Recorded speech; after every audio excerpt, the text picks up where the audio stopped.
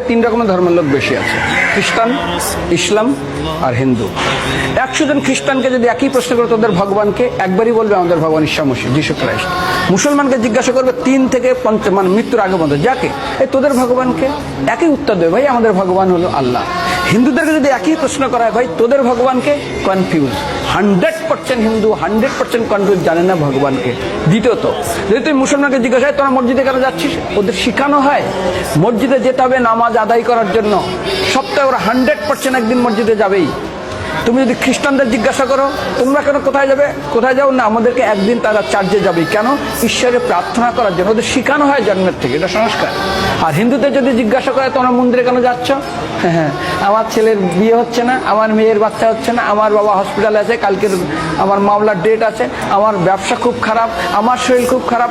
99.99 হিন্দু জানে না মন্দিরে কেন আসা উচিত, তাদের ভগবানকে মৃত্যুর পরে কোথায় যাবে। মুসলমানকে জিজ্ঞাসা করবে মৃত্যুর পর কোথায় যাবে, বলবে ভাই নামাজ রোজা যদি না করি দোজকে যাব, অর্থাৎ নরকে যাব।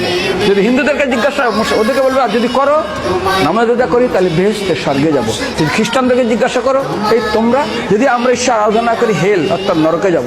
যদি বলা হয় যদি করো ঈশ্বর আরাধনা তাহলে তোমরা হেভেন স্বর্গে যাব। আর হিন্দুদেরকে বলছে তোমরা মরার পরেই 99% হিন্দু এটাই বলে, মিথ্যাই বলে, আমার বাবার স্বর্গে গিয়ে বসেছে। তোর বাবা কি জমি কেনা আছে নাকি স্বর্গে?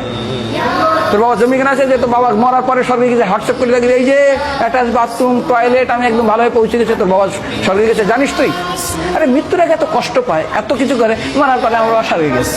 আরে যখন পুলিশে কোনো কয়েদি কোনো অপরাধীকে ধরে 2-4টা ডান্ডা মারে, তারপর থানায় গিয়ে আরো ট্রিটমেন্ট করে, তারপরে কোর্টে বিচারে, তারপর জেল খাটে, মৃত্যুর আগে এত কষ্ট করে আমরা মারা যাই, মারা পরে আমার বাবা স্বর্গে গিয়ে বসে আছে, ওর বাবার জন্য জমি কেনা আছে না, এরকম বলা যাবে না।